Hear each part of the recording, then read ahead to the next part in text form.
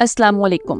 Pakistan history playlist की इस video में हम बात करेंगे 1972 से 1977 के दरमियान पाकिस्तान में पेश आए जाने वाले अहम वाक़यात के बारे में। जिस तरह हमने पिछली वीडियो में बताया कि 1971 की जंग के बाद 20 दिसंबर 1971 को याह्या खान भुट्टो के हवाले इक़्तिदार को कर देते हैं और खुद इस्तीफा दे देते हैं, और फिर यहीं से भुट्टो के दौरे हुकूमत का आगाज होता है जो 1977 तक जारी रहा।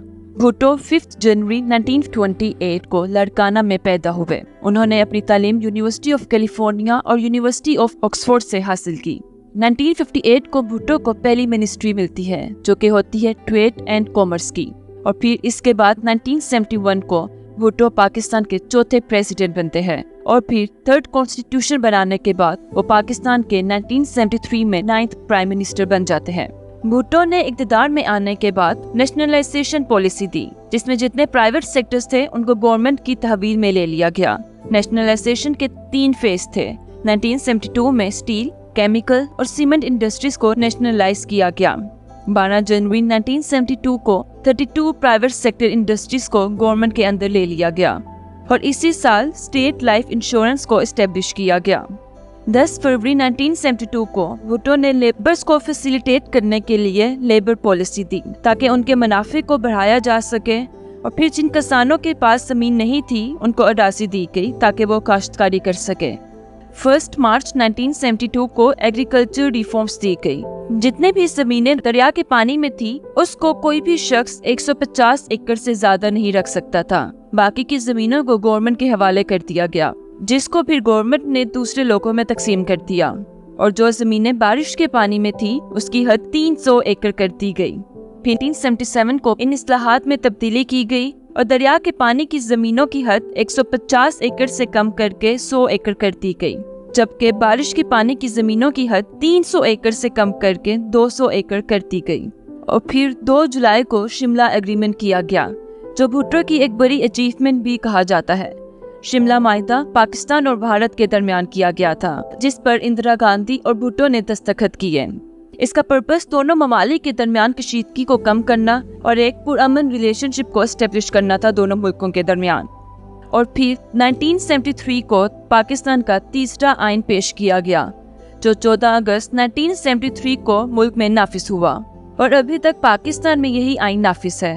ये आइन 280 आर्टिकल्स पर मुश्तमिल है, और अभी तक इसमें 26 तरमीम की जा चुकी है।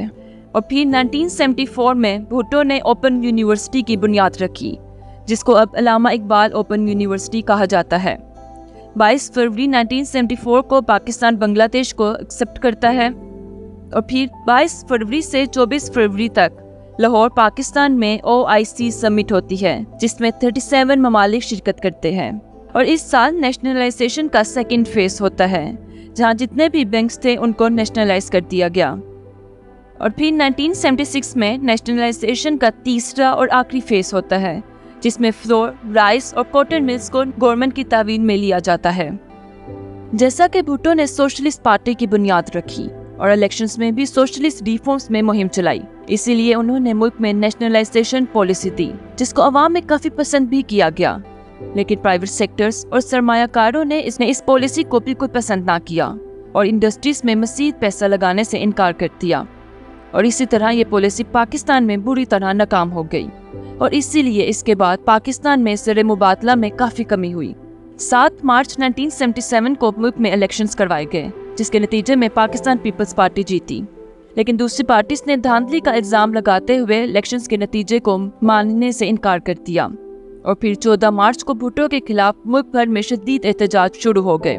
इस एहतजाज की मूवमेंट को चीफ मार्शल असगर खान और मौलाना मुफ्ती महमूद लीड कर रहे थे, जो फजलुर रहमान के वालिद थे। और फिर 4 जुलाई को तमाम पार्टीज आपस में बैठी और फैसला किया कि मुल्क में दोबारा इंतखाबात करवाए जाएंगे।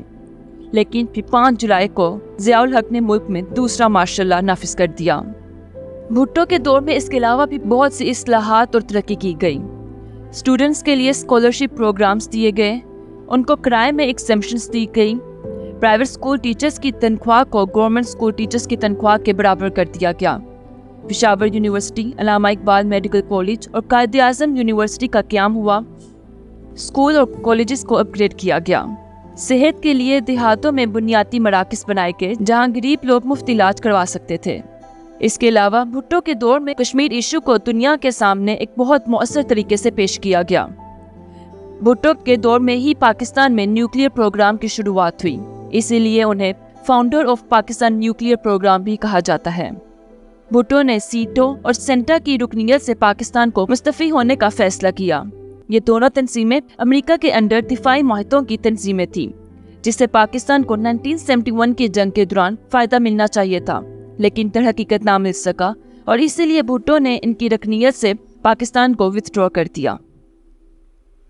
उम्मीद है आपको वीडियो पसंद आई होगी। मज़ीद वीडियोस के लिए चैनल को सब्सक्राइब करें।